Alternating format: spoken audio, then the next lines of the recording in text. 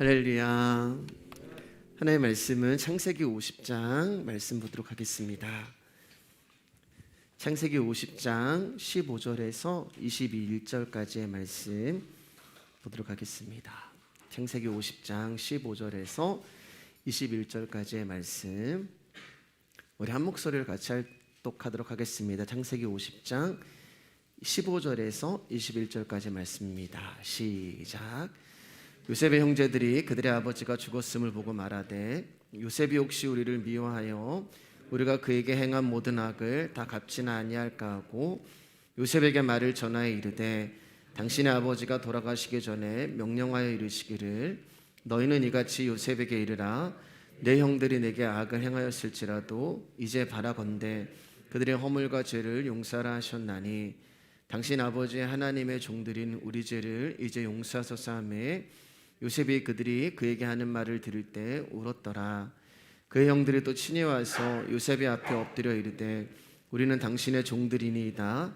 요셉이 그들에게 이르되 두려워하지 마소서 내가 하나님을 대신하리이까 당신들은 나를 해하려 했으나 하나님은 그것을 손으로 바꾸사 오늘과 같이 많은 백성의 생명을 구원하게 하시려 하셨나니 당신들은 두려워하지 마소서 내가 당신들과 당신들의 자녀를 기르리이다 하고 그들을 간곡한 말로 위로하였더라.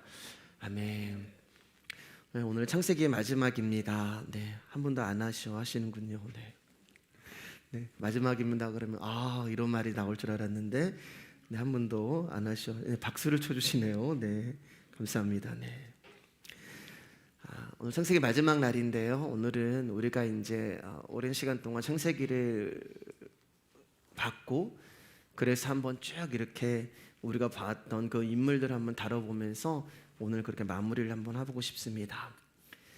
성경의 첫 책인 창세기는 태초에 하나님이 천지를 창조하시느니라 라고 하는 말씀을 이렇게 시작을 하죠. 성경의 첫 시작이 하나님이 누구시며 또 그분은 어떻게 존재하게 되었는가에 대한 설명이나 언급도 없이 일방적으로 하나님이라고 하는 창조주가 하신 일을 선포하는 것으로 시작을 해요. 이처럼 하나님이 우리 가운데 하신 일을 선포하실 때 우리 가운데 요구되는 것은 믿음이 되는 것입니다. 하나님이 당신이 이 세상을 창조하신 이유에 대해서 설명 좀 해주시고 구체적으로 알려주셨으면 많은 사람이 믿었을 텐데 하나님이 창세기 1장 1절에서 하신 말씀을 보면 내가 천지를 창조했다. 그러니 너희 가운데 믿을 사람은 믿고 믿지 못할 사람은 믿지 말아라 라고 하는 식으로 일방적으로 말씀을 하고 계시기 때문에 그렇습니다. 그래서 우리 가운데 믿음이 필요해요. 왜냐하면 이게 안 믿어지잖아요, 여러분. 그래서 에베소서 2장 8절 말씀 보면 너희는 그 은혜에 의하여 믿음으로 말미암아 구원을 얻었으니 이것은 너희에게서 난 것이 아니요 하나님의 선물이다 라고 하나님이 선택하고 부르신 자들 가운데는 이 말씀이 들리고 믿어지는 믿음을 선물로 주신 거예요. 그래서 저와 여러분들은 우리 안에 주어진 이 믿음이라고 하는 선물을 통하여서 태초에 하나님이 천지를 창조하셨다라고 하는 이 말씀이 별 의심 없이 믿어지고 들려지게 되는 것입니다. 하지만 성경은 단순히 하나님이 세상을 창조하셨다는 사실을 우리 가운데 맹목적으로 믿으라고 요구하는 것이 아니에요. 태초에 하나님이 천지를 창조하시니라고 하는 말씀을 믿는다는 것은 왜 하나님이 천지를 창조하셨고 왜 성경이 이 말씀부터 시작을 하는지를 믿으라고 우리 가운데 알려주시는 것입니다. 요한복음 5장 39절 말씀 보면 예수님이 너희가 성경에 대해서 영생을 얻는 줄 알고 이 성경을 연구하거니와 공부하거니와 말씀을 듣거니와 그런데 이 성경은 내게 대하여 예수님에 대하여 증언하는 거라고 말씀을 하셨어요. 그러면 성경은 창세기 1장 1절부터 요한계시록 마지막 절까지 전부 다 예수 그리스도에 대하여 증언하는 내용이 된다는 것입니다. 예수님이 누구이신가에 대해서 증언하는 말씀이 되는 거예요. 그러니까 성경은 첫 권, 첫 장, 첫 줄부터 예수 그리스도의 복음에 관하여 증언하고 기록을 하고 있다는 말이 되는 것입니다. 우리가 성경을 창조라는 시각으로 보면 예수 그리스도를 볼 수 없지만 예수 그리스도라고 하는 복음으로 보면은 우리는 이 말씀에서 예수님이 누구이신가를 볼 수 있게 되는 거예요. 태초에 하나님이 천지를 창조하셨다는 것은 모든 존재가 근거가 하나님께 있음을 의미하는 거예요. 이 말은 이 우주에 스스로 존재하는 분은 하나님 한 분만 계셨다는 말이 되는 것입니다. 그러니까 태초에 아무것도 없었다는 얘기가 되는 거예요. 하나님을 제외한 모든 것은 다 창조되었다라는 말이 되는 것입니다. 하나님 무한하신 하나님이고 그분은 시간과 공간의 제약을 받지 않으시는 분이에요. 요한복음 1장 1절 말씀 가운데 태초에 말씀이 계셨는데 이 말씀이 하나님과 함께 계셨다라고 말씀하고 계세요. 그러니까 말씀은 창조된 것이 아니라 그 말씀이 하나님 자체가 되는데 이 말씀은 이 세상이 만들어지기도 전에 이 세상이 존재하기도 전에 이미 그 말씀은 계셨었다라고 말씀하고 계시는 거예요. 그러니까 인간 이전에, 시간 이전에, 창조 이전에, 세상 이전에 어떠한 존재가 있었어요. 그 존재를 우리는 신이라고 이야기합니다. 이 신은 생각만 해도 무언가를 할 수가 있고 말만 하셔도 그 말씀이 이루어지는 모든 것을 다 할 수 있는 신이에요. 그래서 그를 전지전능하다라고 이야기하고 우리는 그 신의 이름을 하나님이라고 이야기를 하는 거예요. 그러니까 태초 전에, 태초도 만들어진 거잖아요. 태초 전에 이 하나님만으로 이 우주에 충만했어요. 그분은 절대자이기 때문에 상대적으로 다른 누가 존재할 수가 없는 것입니다. 모든 생명이 그에게서 나오고, 그래서 계시록 말씀을 보면은 그분을 근원이라고 얘기하고 근본이라고 얘기하고 원인이라고 이야기를 해요. 그렇기 때문에 기독교는 하나님이 계신 것을 믿게 해주는 종교가 아니라 하나님이 계신 것에부터 출발을 하는 종교가 기독교가 되는 거예요. 그렇기 때문에 하나님이 계신 것을 증명해 주면, 하나님이 계신 것을 보여주면 내가 예수 그리스도를 믿을게요 라고 하는 주장은 억측이 되는 것입니다. 왜냐하면 하나님은 보여주고 증명하시는 분이 아니라 그분은 계신 분으로 출발을 하기 때문에 그래요. 자, 이렇게 아무것도 없는 무라는 우주에 있음이신 유라는 하나님이 존재하고 계신 상태가 바로 태초에 천지를 창조하시기 전의 모습이 되는 거예요. 그리고 그 전의 상태에서 하나님이 이 세상을 창조하시는 것이 창세기 1장 1절이 되는 것입니다. 자, 그러면 하나님이 이 세상 가운데 이 세상을 창조하시는데 가장 먼저 무엇을 창조하셨냐? 몇 번 들었던 말씀이에요. 창세기 1장 2절입니다. 시작. 땅이 혼돈하고 공허하며 흑암이 깊음이 있고 하나님의 영은 수면 위에 운행하시니라. 창세기 1장 1절 가운데 태초에 하나님이 천지를 창조하셨다라고 하면서 그분이 창조하신 것들이 나오는데 제일 먼저 창조하신 것이 혼돈과 공허와 흑암이란 말이에요. 저는 여러분, 이 말씀이 여러분 앞에 흔들리지 않는 진리가 되기를 소망하고, 그리고 여러분들이 누군가 가운데서 복음을 증거하고 복음을 설명한다면 이 말씀을 흔들리지 않고 여러분이 줄줄줄줄 나갈 수 있는 그런 실력이 여러분 안에 쌓이기를 주님의 이름으로 소망합니다. 아무것도 없는 이 우주에 하나님이 가장 먼저 창조하신 것이 혼돈과 공허와 흑암이 되는 거예요. 그러니까 혼돈과 공허와 흑암은 그냥 생겨난 것이 아니라 누군가에 의해서 창조되고 만들어진 것입니다. 그런데 이 혼돈과 공허와 흑암은 하나님의 속성과는 정반대되는 의미가 되는 단어들이죠. 태초에 하나님이 계셨고 하나님만 계셨는데 하나님의 속성과 전혀 어울리지 않는 것들이 만들어진 거예요. 그러면 이 혼돈과 공허와 흑암은 누군가에 의해서 만들어졌는데 하나님의 속성과 반대되는 것이기 때문에 사단이 만들었나? 아닙니다, 여러분. 사단은 존재하지도 않았어요. 그러면 누가 창조한 것인가? 바로 하나님이 만드신 것입니다. 하나님만으로 꽉 차 있던 이 우주라고 하는 공간에 혼돈과 공허와 흑암이란 것이 만들어진 거예요. 하나님으로 꽉 차 있다는 것은 공간이 없다는 거예요. 틈이 없다는 거예요. 하나님만 계셨는데 거기에 혼돈과 공허와 흑암이 생긴 것은 하나님으로 꽉 차 있는 그 우주에 하나님이 당신의 어떤 것을 비워주신 거예요. 어떤 공간을 내어놓은 거예요. 자신의 살점을 베어서 어떤 틈을 만들어 주신 것입니다. 그래서 하나님으로 꽉 차 있는 이 우주 가운데 혼돈과 공허와 흑암이라고 하는 공간이 만들어지게 된 거예요. 그래서 빌립보서 1장 6절 7절에서는 이렇게 얘기해요. 같이 읽을까요? 시작. 그는 근본 하나님의 본체시나 하나님과 동등됨을 취할 것으로 여기지 아니하시고 오히려 자기를 비워 종의 형체를 가지사 사람들 같이 되으셨고, 여기서 자기를 비워 하나님으로 가득 차 있었는데 자기를 비우신 거예요. 그러니까 자기의 어떤 한 부분을 비우니까 그 하나님이 어떻게 되냐면은 종이 된 거예요. 사람이 된 거예요. 자기의 한 부분을 비우니까 그 부분이 어떻게 되냐면은 혼돈과 공허와 흑암이 만들어진 것입니다. 그러니까 당신으로 가득 찬 이 우주에서 당신이 스스로 당신의 살점을 베어서 다른 존재가 살 수 있도록 해주신 것이 창조가 되는 것이고, 그 그림이 신약에서는 하나님이 이 땅에 당신을 비우고 내려오셔서 십자가에 죽으신 사건이 되는 거예요. 하나님이 당신의 지혜를 비우시니까 그 자리에 혼돈이 생겼고, 하나님이 당신의 충만을 비우시니까 그 자리에 공허가 생겼고, 빛으로 가득 찬 이 우주에서 하나님이 당신의 빛을 비우시니까 거기에 흑암이 생긴 거예요.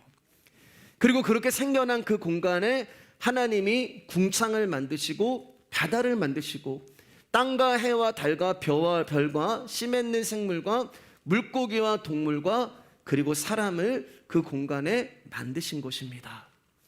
이것이 하나님이 창세전에 우리를 사랑하신 당신의 섭리요 경륜이 되는 거예요. 어떤 바탕에 공간이 남아서 하나님이 창조하신 것이 아니라 하나님으로 충만했는데 그 충만을 당신이 스스로 깨시고 부수시고 포기하심으로 말미암아 거기에 창조가 완성이 된 것입니다. 그래서 저와 여러분이 어디서 출발한다고 말씀을 드렸어요?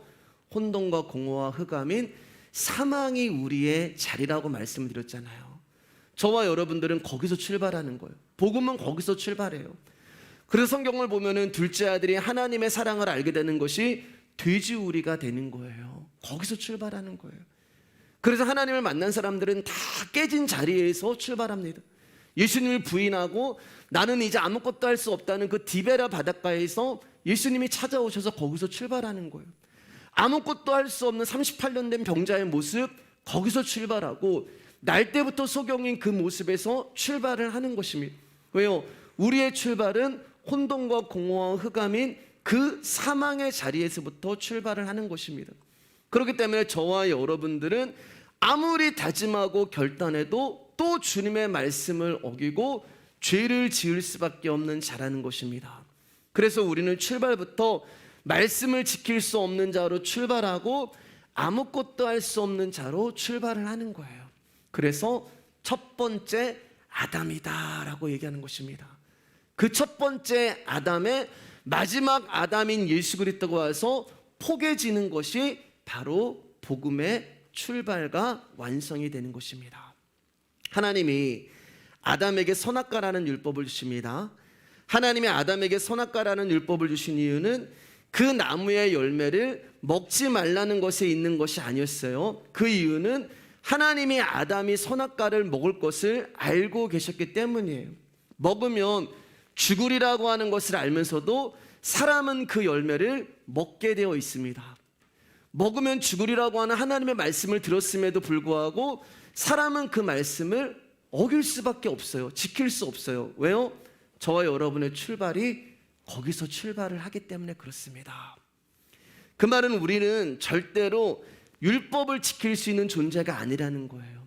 하나님이 우리 가운데 1000가지 율법을 주신 것도 아니고 100가지 율법을 주신 것도 아니고 딱 한 가지에 말씀하셨어요. 선악과의 열매 따먹지 마. 그런데 저와 여러분들은 그 한 가지 말씀도 지킬 수 없는 자라는 것이 드러나는 것입니다.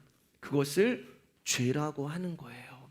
그리고 그 죄 앞에서 내가 말씀을 지킬 수 있다고 생각했던 다짐과 결단과 결심이 무너지게 되고 그 결과로 인하여서 나는 사망을 겪게 되고 죽음이 찾아오게 되는 거예요. 로마서 5장 12절 13절 말씀입니다. 시작. 그러므로 한 사람으로 말미암아 죄가 세상에 들어오고 죄로 말미암아 사망이 들어왔나니 이와 같이 모든 사람이 죄를 지었으므로 사망이 모든 사람에게 이르렀느니라. 죄가 율법이 있기 전에도 세상에 있었으나 율법이 없었을 때에는 죄를 죄로 여기지 아니하였느니라. 죄가 율법이 있기 전에도 세상에 있었어요. 그러니까 죄라는 것은 어디서 들어온 게 아니에요, 여러분. 죄라는 것은 세상에 있었는데 이 죄가 죄로 인정이 되는 것이 뭐냐면은 법이라는 것이 주어질 때 죄가 되는 것입니다. 한 사람은 전에도 같은 일을 하면서 살았는데 그때는 죄가 없었어요. 그때는 선과 악을 알게 하는 나무의 열매를 먹었는데 법이 주어지기 전까지는 죄가 아니었어요. 그런데 어느 날 내가 어제도 먹었던 이 선과 악을 알게 하는 나무의 열매 가운데 하나님이 법을 주십니다. 너 오늘부터 이 열매를 먹으면 너는 죽음이야 라고 하는 그 법이 주어지는 순간부터 죄가 형성이 되고 만들어지는 거예요. 그러니까 아담으로부터 죄가 들어온 게 아니에요. 우린 자꾸만 아담의 죄 때문에 우리가 이렇게 되었다라고 이야기하는데 그렇지 않습니다. 한 사람이 죄를 짐으로 죄가 세상에 들어왔다는 것이 아니라 그 전에도 죄가 있었지만 율법이 주어지기 전에는 그것은 죄가 아니었다는 거예요. 그런데 어느 날 이 한 사람에게 율법이 주어지고 그때부터 죄라는 것이 성립이 됩니다. 그런데 중요한 것은 하나님이 이 법이라는 것을 아무에게나 주시는 것이 아니라 당신과 관계가 있는 자들에게만 이 법을 주시는 거예요. 그러니까 저와 여러분들이 법을 받아서 죄인이 되었다는 것은 적어도 어떤 의미가 있어요? 법을 주신 하나님과 관계가 있다는 의미가 되는 것이고 하나님이 선택하시고 부르신 백성이 맞다는 거예요. 그러면 상대적으로 그 법을 받지 않은 사람들이 있습니다. 그 법을 받지 않은 사람들은 뭐라고 말씀드렸어요? 법을 받지 않았기 때문에 무죄한 자가 돼요. 그들은 선과 악의 열매를 먹어도 죄가 성립이 안 돼요. 왜냐하면 이 선과 악의 열매를 먹는 사람들은 그 말씀을 받은 사람만 죄인이 되는 거거든요. 그 말씀을 받지 않은 사람들은 아무리 선과 악을 알게 하는 나무의 열매를 먹어도 죄가 성립이 되지 않아요. 그것을 무죄하다고 이야기합니다. 그러면 그들은 죄가 없기 때문에 구원을 얻느냐? 그렇지 않다는 말이에요. 우리가 잘못 알고 있는 것인데 죄가 없어야 구원을 얻는 것이 아니라 구원은 하나님과 관계가 있는 자들만 받게 되는 거예요. 그래서 하나님이 부르신 자들만 구원을 얻게 되는 것이고 하나님이 법을 주신 자들만 영생을 얻게 되는 것입니다. 그리고 그 죄에 대한 반응으로 오신 분이 예수님이시고 그 예수님이 해결책으로 내오신 것이 십자가가 되는 거예요. 그리고 그 그림은 창세기에 이렇게 그려져 있어요. 창세기 3장 7절 21절입니다. 시작. 이에 그들의 눈이 밝아져 자기들이 벗은 줄 알고 무화과 나무 잎을 엮어 치마로 삼았더라. 여호와 하나님이 아담과 그의 아내를 위하여 가죽옷을 지어 입히시니라. 선악을 알게 하는 나무의 열매를 먹기 전에는 벌거벗었으나 부끄러워하지 않았어요. 그러나 법이 주어지고 그 법을 어겼을 때 그 나무의 열매를 먹었을 때는 자기들이 벗은 줄 알게 된 거예요. 수치와 부끄러움을 느끼게 되는 것입니다. 그리고 하나님은 그들의 수치를 가리워 주시기 위해서 당신의 아들을 십자가에 죽이시고 당신의 아들의 가죽으로 만든 옷을 우리에게 입혀주시는 거예요. 하나님은 벗음으로 부끄러워하지 않는 것을 만드는 것이 목적이 아니라 입힘으로 의롭게 되는 것을 원하시는 것입니다. 하나님의 목적은 죄로 인해 우리의 수치와 부끄러움을 드러나게 하시는 것에 있는 것이 아니라 우리에게 당신의 겉옷과 속옷을 입혀주심으로 말미암아 우리의 죄를 가리워주시는 것에 있어요. 이 속옷과 겉옷을 우리 가운데 입혀주시기 위해서 예수님이 십자가에 실오라기 하나 걸치지 아니하시고 십자가에 달려 죽으셨고 그렇게 십자가에서 벗으신 속옷과 겉옷이 저와 여러분에게 입혀짐으로 말미암아 저와 여러분들이 구원을 얻은 거예요. 그렇게 첫 번째 아담은 마지막 아담의 죽음으로 말미암아 구원이 완성이 됩니다. 창세기 4장 3절에서 5절입니다. 시작. 세월이 지난 후에 가인은 땅의 소산으로 제물을 삼아 여호와께 드렸고 아벨은 자기도 양의 첫 새끼와 그 기름으로 드렸더니 여호와께서 아벨과 그의 제물은 받으셨으나 가인과 그의 제물은 받지 아니하신지라. 가인이 몹시 분하여 안색이 변하니 하나님이 제물을 받으실 때 아벨과 그의 제물은 받으셨으나 가인과 그의 제물은 받지 않으셨다고 말씀하고 있어요. 이 말씀은 뭐예요, 여러분? 하나님이 받으시는 것은 제물이 아니라는 거예요. 하나님이 받으시는 것은 사람이라는 것입니다. 그래서 제물을 말하기 전에 아벨과 그의 제물이라고 말씀하고 계시는 거예요. 그러니까 하나님이 먼저 받으시는 것은 사람을 받으시고 그 사람을 받았기 때문에 그 사람이 드리는 제물을 연락하시는 거예요. 그래서 중요한 것은 아벨이 내어놓은 제물이 하나님의 어린 양과 그 첫 새끼의 기름이다라고 말씀하고 있는데, 이 제물은 레위기에서 하나님이 이스라엘 백성들 가운데 나한테 바치라고 하는 제물의 내용이 되는 거예요. 그 말은 아벨은 정확하게 하나님이 원하시는 것을 드렸다는 이야기가 되는 것입니다. 그런데 그는 레위기를 몰라요. 하나님이 받으시는 것이 뭔지도 모름에도 불구하고 아벨은 정확하게 하나님이 원하시는 제물을 드리고 있는 거예요. 어떻게 그가 하나님이 원하시는 제물을, 그것도 모세 시대에 쓰여졌던 레위기에 나온 제물을 정확하게 드렸을까? 그 답이 뭐라고 말씀드렸어요? 세월이 지난 후에 라고 말씀드렸잖아요. 하나님이 오랜 세월 동안 아벨에게 무슨 일을 하신 것입니다. 하나님이 우리의 인생 가운데 하시는 일은 저와 여러분들을 깨시고 부수시고 박살을 내시는 일을 하세요. 그리고 우리를 깨고 부수고 박살을 낸 그 자리에 당신의 아들이 찾아오시는 거예요. 돌이라고 하는 성전으로 만들어진 저와 여러분들의 질그릇을 돌 위에 돌 하나 남지 않게 부수시고 그 자리에 보배 대신 당신의 아들이 찾아오는 것입니다.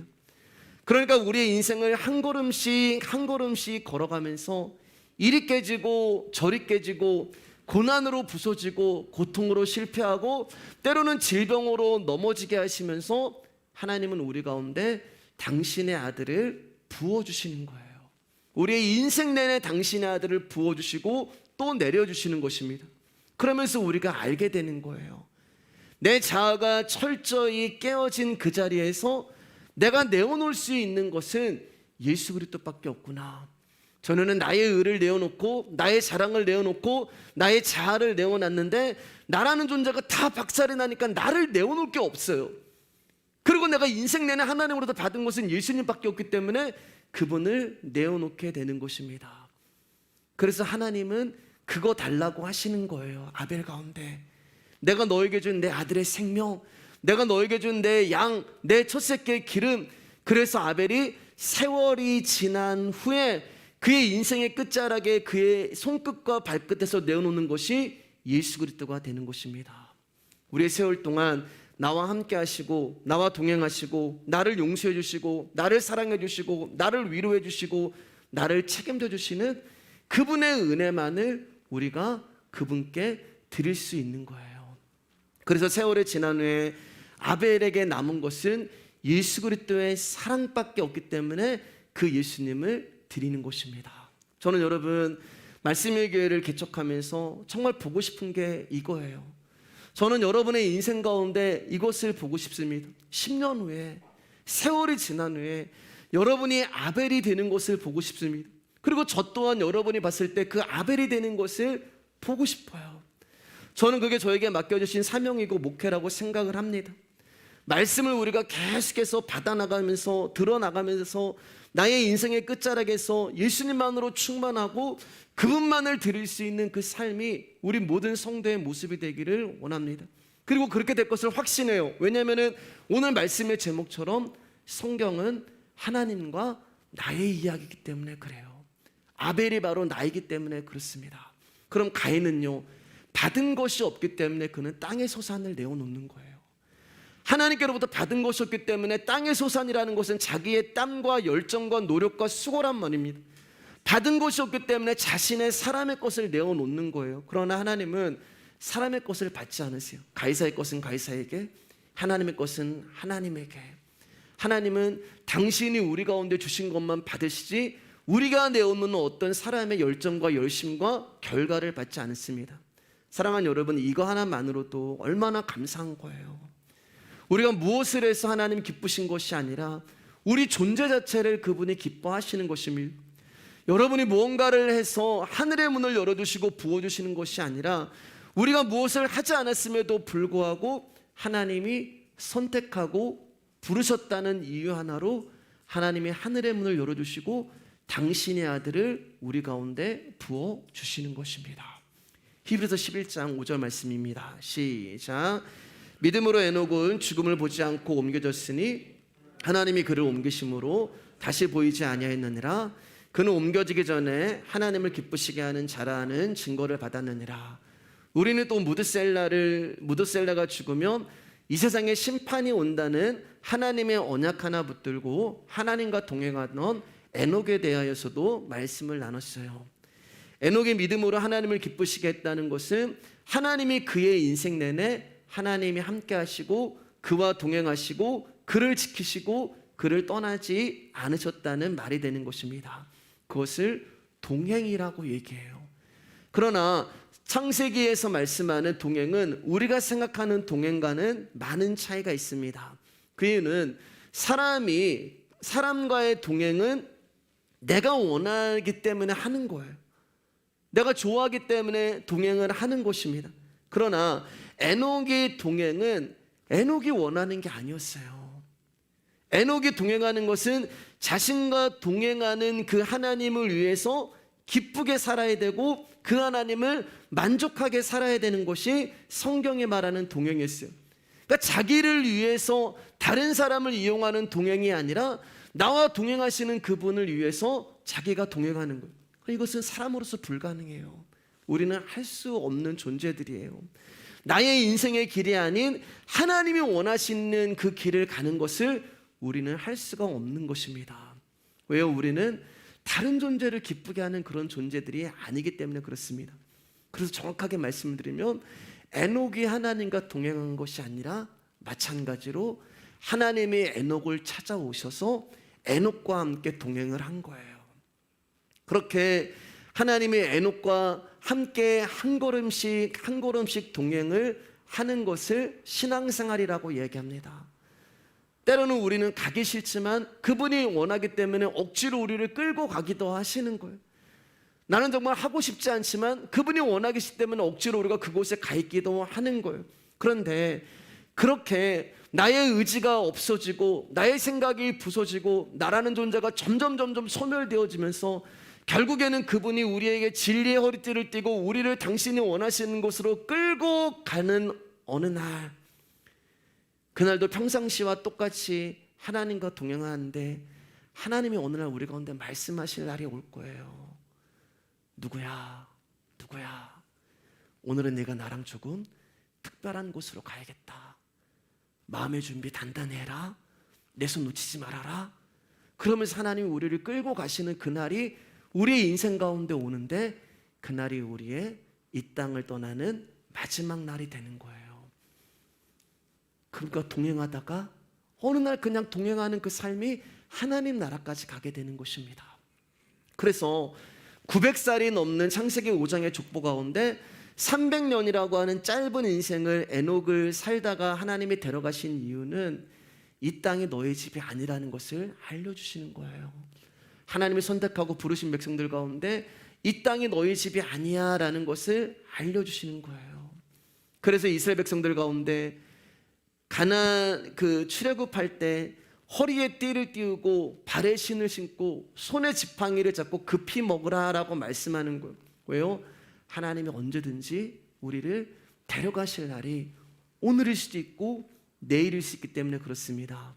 그래서 우리를 이 땅에서 나그네와 외국인이라고 말씀하고 계시는 거예요.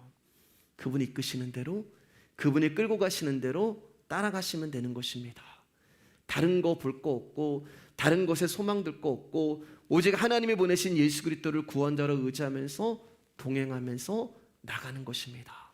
창세기 9장 11절 16절입니다. 시작. 내가 너희와 언약을 세우리니 다시는 모든 생물을 홍수로 멸하지 아니할 것이라. 땅을 멸할 홍수가 다시 있지 아니하리라. 하나님이 이르시되 내가 나와 너희와 및 너희와 함께하는 모든 생물 사이에 대대로 영원히 세우는 언약의 증거는 이것이니라. 내가 내 무지개를 구름 속에 두었나니 이것이 나와 세상 사이의 언약의 증거니라. 내가 구름으로 땅을 덮을 때 무지개가 구름 속에 나타나면 내가 나와 너희와 및 육체를 가진 모든 생물 사이에 내 언약을 기억하리니 다시는 물이 모든 육체를 멸하는 홍수가 되지 아니할지라. 무지개가 구름 사이에 있으리니 내가 보고 나 하나님과 모든 육체를 가진 땅에 모든 생물 사이에 영원한 언약을 기억하리라. 우리는 또 노아에 대하여서도 말씀을 나눴습니다. 말씀을 보면은 노아가 하나님으로부터 은혜를 받는데 그것을 내 언약이다라고 얘기해요. 하나님의 언약이라고 이야기하는데 일방적인 언약이에요. 그래서 하나님은 내 언약이라고 계속해서 말씀하고 계시는 것입니다. 그러면 하나님은 우리가 원하지도 않고 구하지도 않는데 왜 일방적으로 그 언약을 우리 가운데 주시는 것일까? 그것은 여러분, 그것이 반드시 우리 가운데 있어야 하고 필요하기 때문에 주시는 것입니다. 그래서 우리가 원하지도 않음에도 불구하고 우리 가운데 주어지는 그 하나님의 그 언약이 무엇인가? 바로 무지개 언약이 되는 거예요. 하나님은 무지개를 보면서 다시는 홍수로 사람을 심판하지 않겠다고 약속하셨어요. 무지개라는 말은 활이라고 하는 의미가 있잖아요. 보호라고 하는 그 뜻이 있잖아요. 그러니까 하나님이 무지개를 구름 속에 두었다라고 하는 말씀을 직역하면 내가 내 활을 구름 속에 두었다라는 말이 되는 것입니다. 노아의 홍수 이후에 여전히 사람은 악하고 여전히 사람은 죄 가운데 살아가고 노아의 시대보다, 소돔과 고모라의 시대보다 지금 우리가 살아가는 시대는 더 악하고 더 죄 가운데 살아가는 것처럼 보여요. 그리고 하나님은 창조주시기 때문에 얼마든지 우리를 물로써 심판하실 수가 있는 거예요. 노아의 때와 마찬가지로. 그러나 하나님이 그렇게 하지 않으세요. 왜냐하면 우리 가운데 무지개라는 언약을 주셨기 때문에 그렇습니다. 그러면 심판이 없는 건가? 아니요. 하나님은 다른 심판을 이미 이루신 거예요. 그 활이라고 하는 것이 어딜 향하고 있냐면은 하나님의 심장을 향하고 있는 것이죠. 그래서 우리가 화살을 쏘게 되면 그 화살은 우리를 향해서 내려오는 것이 아니라 하늘을 향해서 올라가서 당신의 아들 예수 그리스도가 십자가에서 심장이 터짐으로 말미암아 우리를 향한 심판을 이루신 거예요. 물 대신 십자가에 달리신 예수 그리스도로 말미암아 우리 가운데 구원의 길을 열어주신 것입니다. 무지개는 당신이 은혜를 베푼 노아와 우리 가운데 하나님의 눈으로 우리의 허물과 죄를 가려주시는 예수 그리스도의 은혜가 되는 것입니다. 그래서 그러나 노아는 여호와께 은혜를 입었더라. 그의 눈 속에서 은혜를 발견하였더라고 하는 뜻이 되는 거예요. 그리고 우리는 노아가 포도주에 취해서 겉옷을 벗겨지는 모습에 대해서도 말씀을 나눴어요. 노아가 포도주에 취한 것은 예수 그리스도라고 하는 보혈을 마시고 성령에 취한 것입니다. 그래서 성령을 세술에 취했다라고 이야기하는 거예요. 우리가 성령으로 취하게 되면 나타나는 것이 있는데 겉옷을 벗습니다. 그래서 노아가 포도주를 마시고 옷을 벗는 거예요. 겉옷이라고 하는 자기의 죄의 옷을 벗는 거예요. 그 보혈이 우리 가운데 하는 일이 있는데 그 예수의 피에 우리의 겉옷이 벗겨지는 것입니다. 그런데 이 겉옷이 벗겨지기 전까지는 우리 가운데 속옷을 입고 있는지 안 입고 있는지를 몰라요. 그럴싸하게 자기를 포장하고 감출 수 있는데 그 예수 그리스도의 피는 우리의 겉옷을 벗기시고, 그리고 저와 여러분들이 속옷도 입지 않고 있는 또 하나의 아담의 모습이라는 것을 드러나게 하시는 거예요. 그래서 마찬가지로 예수님이 십자가에서 돌아가시면서 당신의 겉옷과 속옷을 우리 가운데 입혀주는 것입니다. 우리의 벗겨짐은 그리스도를 위한 그리스도의 옷을 입기 위해서 벗겨지는 것이고, 그리스도께서 벗겨주시는 것은 우리 가운데 당신의 옷을 입혀주시기 위하여 벗으시는 것입니다. 창세기 12장 1절에서 2절입니다. 시작.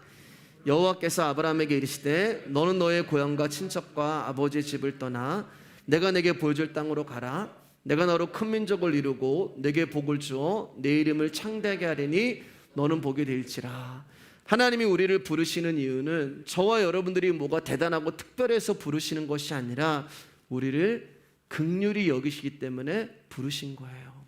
근데 그분의 긍휼히 여기심은 우리가 원해서 되는 것도 아니고 우리의 열심으로 된 것도 아니고 그분이 우리를 선택하고 부르셨기 때문에 우리가 하나님의 긍휼히 여김을 받으신 것입니다. 그러니까 이 말은 우리의 출발은 그분의 긍휼에서부터 시작이 된다는 거예요. 그래서 하나님을 아브라함을 찾아간 거예요. 하나님이 누군지도 몰랐고 하나님을 알지도 못했고 하나님께 관심도 없었고 하나님의 이름을 부르지도 않았는데 하나님이 일방적으로 그를 찾아가셔서 그를 긍휼히 여기신다는 이유로 그를 불러내시는 것입니다. 그리고 그로 하여금 고향과 친척과 아버지의 집을 떠나게 하는 거예요. 고향과 친척과 아비 집을 한 글자로 이야기하면은 나가 되는 거예요. 나라는 존재. 내가 알고 있는 나, 내가 기억하고 있는 나, 내가 내 자신을 나는 이런 사람이라고 규명하고 있는 나, 여기 있는 나. 이처럼 나라는 존재를 다른 말로 땅이라는 것입니다. 그러니까 하나님이 저와 여러분들을 부르셨다는 것은 나라는 존재의 땅에서 하나님 나라로 우리를 불러가시는 것이 하나님의 부르심이 되는 거예요. 그래서 보여진 땅이 아니라 보여줄 땅이라고 말씀하고 있는 것입니다. 1절 말씀 가운데. 이 말은 무슨 말이 되는 거예요? 우리는 하나님이 보여주신 만큼만 가는 거예요.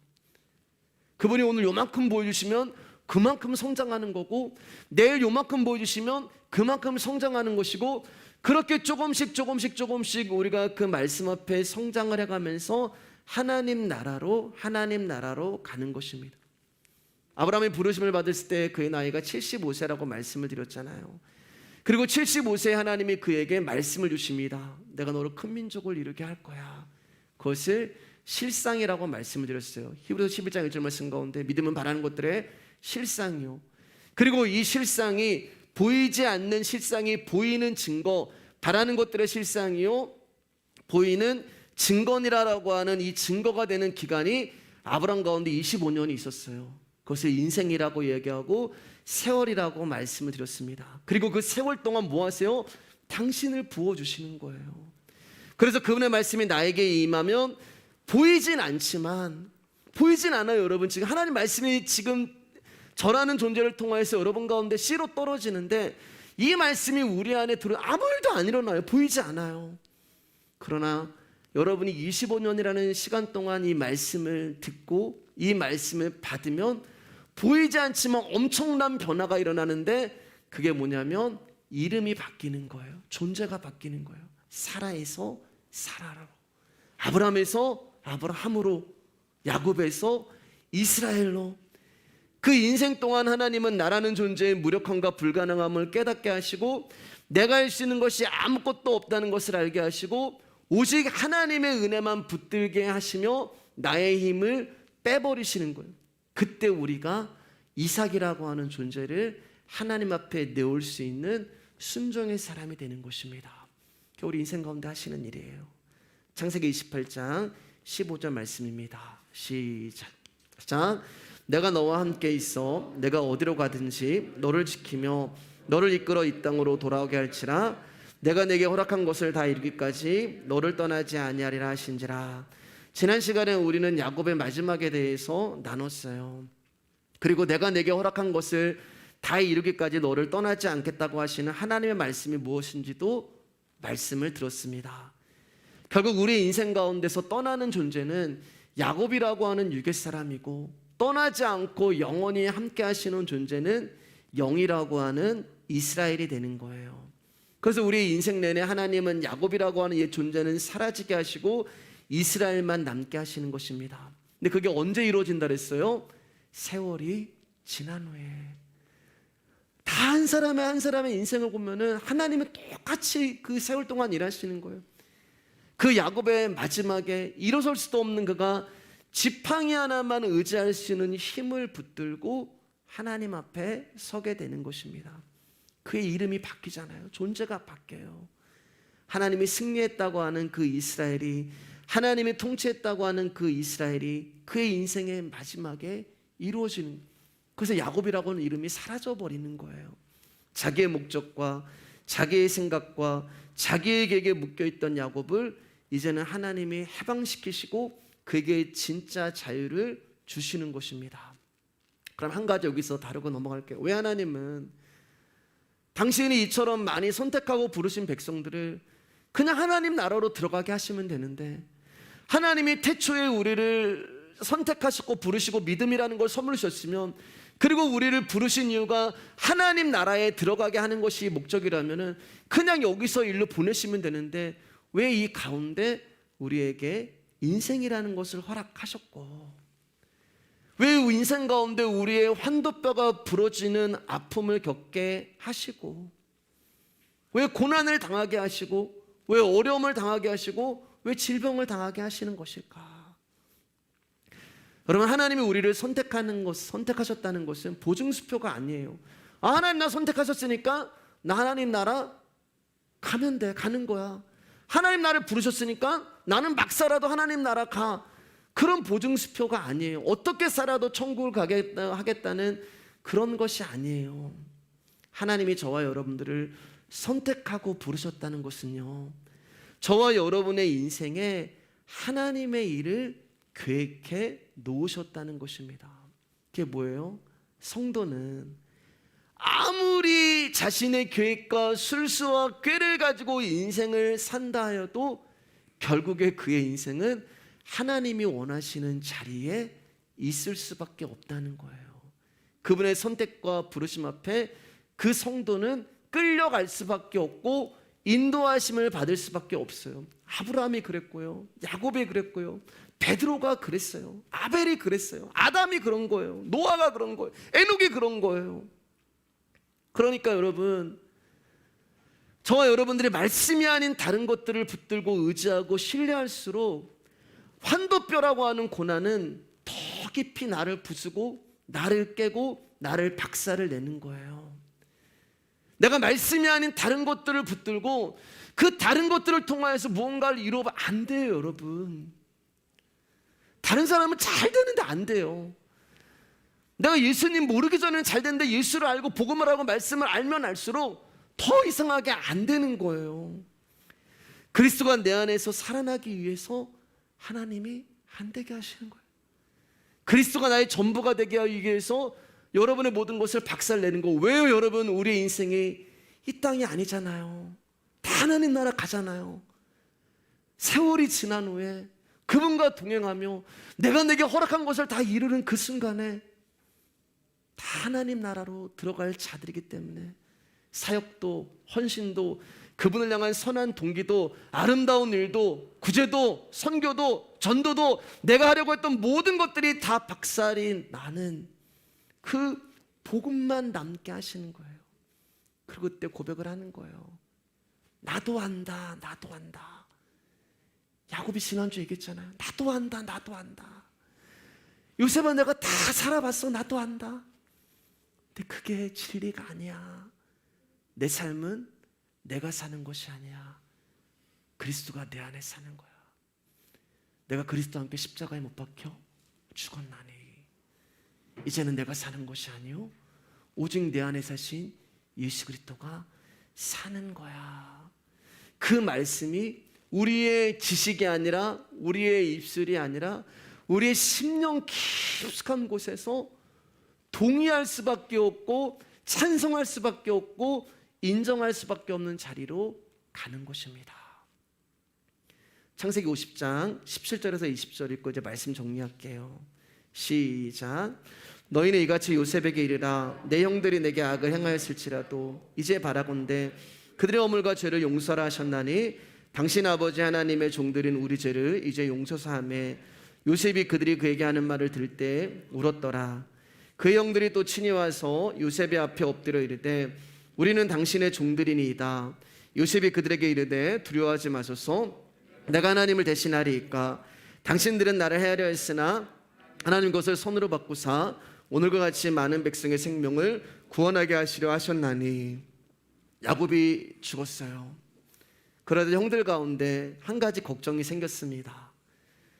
그것은 자신들이 한 일이 있기 때문에 요셉이 자신들에게 복수를 할 거라고 하는 두려움이 찾아온 거예요. 아버지가 살아계셨기 때문에 요셉이 참고 있는 거지, 이제 야곱이 죽었기 때문에 요셉이 우리 가운데 복수를 할 거야. 그래서 그들이 한 가지 실수를 생각해내는 것이 거짓 유언이 되는 거죠. 아버지가 죽기 전에 우리 가운데 얘기했는데 너 옛날 일 생각하지 말고 형들을 용서해 주라고 했다라는 거짓말로 요셉에게 고합니다. 그리고 요셉이 형들을 용서하면서 창세기가 마지막으로 멋지게 끝이 나요. 여러분, 요셉이 형들을 용서할 수 있던 이유는 뭘까요? 그것은 요셉이 그의 인생 동안에 하나님이 자신에게 행하신 섭리를 알아버린 거예요. 똑같아요, 여러분. 그의 인생 내내 요셉과 함께 하시면서 모든 것이 협력하여 선을 이루시는 하나님을 요셉이 알아버렸어요. 그리고 그 섭리를 알기 위해서 마찬가지로 요셉에게도 세월이라고 하는, 인생이라고 하는 시간이 20여 년이 필요했던 것입니다. 하나님의 섭리를 알기 위해서 여러분, 우리 가운데는 시간이 필요해요. 지금 일어나고 있는 이 일에 우리는 몰라요, 여러분. 왜 우리 교회 가운데 이런 아픔이 오는 거지? 우리는 지금은 몰라요. 왜 내가 노예로 팔려야 되고 감옥에 있어야 돼? 우리는 몰라요. 왜 내가 본토 친척 아비 집을 떠나야 돼? 몰라요. 왜 내가 평생을 모았던 재산이 하루아침에 다 날아가고 환도뼈가 부서지는 절름발이 가야 돼? 우리는 몰라요. 그러나 우리 인생이 지나고 우리 세월이 지난 후에 알게 되는 거예요. 하나님은 왜 나를 구덩이에 던져놓으셨고, 하나님은 왜 나를 노예의 삶을 사게 하셨고, 왜 감옥에 가게 하셨고, 왜 나를 총리가 되게 하신 것인가를 우리의 인생이 흘러가고 세월이 지나가면서 알게 되는 거예요. 그리고 그분의 섭리가 요셉에게 전부가 되었을 때, 무슨 말이에요, 여러분? 요셉 안에 어린 양과 그의 기름으로 충만했을 때, 아브라함 안에 아브라함이 아니라 아브라함으로 충만했을 때, 그때 요셉이 알게 되는 거예요. 뭘요? 용서는 내가 하는 것이 아니라 내 안에 있는 예수 그리스도가 하시는 것이구나 라는 것을 알게 되는 거예요. 그래서 이제는 형들이 더 이상 원수가 아닌 것입니다. 여러분, 생각해 보세요. 만약 요셉이 하나님의 섭리를 알기 전에 형들을 만났다면 요셉은 형들을 다 몰살시켰을 거예요. 보디발의 아내 죽였을 거예요. 술 맡은 관원장 죽였을 거예요. 요셉은 참을 수 없는 분노로 그들을 용서하지 않았을 것입니다. 그러나 요셉이 하나님의 섭리를 알게 되고 그의 안에 예수 그리스도로 충만하게 되니까 모든 것에 넉넉해지는 거예요. 그래서 당신들은 나를 해하려 하였으나, 이게 하나님의 섭리를 알기 전에 요셉의 모습이었어요. 사람들로 꽉 차 있습니다. 나를 구덩이에 판 형들, 나를 노예로 팔아버린 형들, 보디발의 아내, 나를 믿어주지 않았던 보디발, 꿈의夢을 해줬는데 나를 잃어버렸던 술 맡은 관원장, 그 사람들로 가득하였었는데 하나님의 섭리를 알게 된 후에 요셉이 어떻게 바뀌어요? 하나님은 그 모든 것들을 선으로 바꾸사. 로마서 8장 말씀, 하나님을 사랑하는 자, 그 뜻대로 부르심을 입은 자들에게는 모든 것이 협력하여 선을 이루시느니라. 여러분, 우리 인생에 다 이런 아픔들이 있어요. 때로는 나의 어떤 결정으로, 때로는 어떤 선택으로, 또 어떤 사람과의 만남과 헤어짐으로 아픔과 상처와 피해를 입을 때가 있어요. 그때 여러분, 억지로 용서하려고 하지 마세요. 용서는 사람이 하는 것이 아닙니다. 억지로 용서하라고, 그러다 더 피해받고 더 상처받고, 그건 사람이 용서하는 거예요.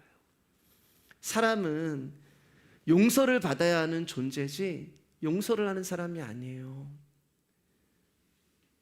용서는 오직 예수 그리스도의 십자가의 은혜만이 하실 수 있는 것입니다. 그러니까 기다리세요. 여러분, 우리 교회가 좀 기다리세요.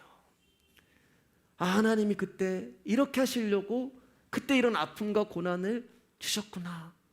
그걸 기다리세요. 말씀을 통해서 그걸 배우는 거잖아요. 그러다 어느 날 하나님의 섭리를 알게 되고 깨닫게 되고, 그리고 그 말씀이 나의 전부가 되었을 때, 그때 우리도 요셉과 같은 고백을 할 거예요. 당신들은 나를 해하려 하였지만 하나님은 그 모든 것을 합력하여 선으로 바꾸셨습니다. 지금은 안 되고, 지금은 여전히 나의 감정과 나의 의지와 나의 자아가 불쑥불쑥 나타나요. 목사님, 도대체 옛사람이 죽는다는 것은 무슨 뜻인가요? 아직 옛사람이 살아있고 옛사람이 죽는다. 어떻게 이제 옛사람이 죽을 수 있다는 말이? 어떻게 옛자아가 죽어요? 나라는 존재가 어떻게 죽어요? 말씀을 들으셔야 돼요. 저도 그래요, 여러분. 순간순간 고백하잖아요. 저를 꽉 차 있었는데 제가 저 목양실에서 말씀을 준비하면서 하나님으로부터 그 은혜를 받으면서, 맞아, 그렇지, 내가 그런 존재지, 내가 그런 사람이지, 내가 그분을 묵상하면 그분이 내 안에서 커져가는 거야. 날 살린, 내가 나를 묵상하면 여러분 나만 더 커져가는 거예요. 그게 옛사람을 죽이는 거예요. 우리 마지막으로 스바냐 3장 17절 읽고 이제 말씀 마치겠습니다. 시작. 너희 하나님 여호와가 너희 가운데 계시니 그는 구원을 베푸실 전능자시라. 그가 너로 말미암아 기쁨을 이기지 못하시며 너를 잠잠히 사랑하시며 너로 말미암아 즐거이 부르며 기뻐하시리라 하리라. 여러분들은 이런 존재세요. 이 말씀을 묵상하세요. 여러분, 우리를 사랑하시는 하나님이 우리의 심령 안에 계십니다. 그리고 우리 가운데 허락한 것을 이루기까지 그분은 영원히 떠나지 않으세요. 그분이 우리를 보시며 기쁨을 이기지 못하시고 우리를 잠잠히 사랑하시고 우리를 쉬게 해주며 우리를 너무 사랑하셔서 우리를 볼 때마다 노래를 불러주시는 거예요. 세상은 그렇지 않은데 우리를 창조하신 그 절대자이신 하나님이 내 안에서 너는 이런 존재야 라면서 말씀하고 계시는 거예요. 사랑하는 여러분, 주님 앞에 나와서 말씀 듣는 일을 게을리지 않으시기를 주님의 이름으로 축복합니다. 오늘 우리가 창세기를 마쳐요. 여러분, 오랜 시간 동안 창세기 말씀 들어주시느라고 고생하셨습니다. 그러나 하나님은 창세기 51장에서 누구의 이름, 창세기 52장에서는 누구의 인생, 창세기 53장에서는 누구의 사건으로 계속해서 하나님은 창세기를 써내어 가실 거예요. 그 주인공이 저와 여러분 되기를 원합니다. 성경은 하나님과 나의 이야기입니다.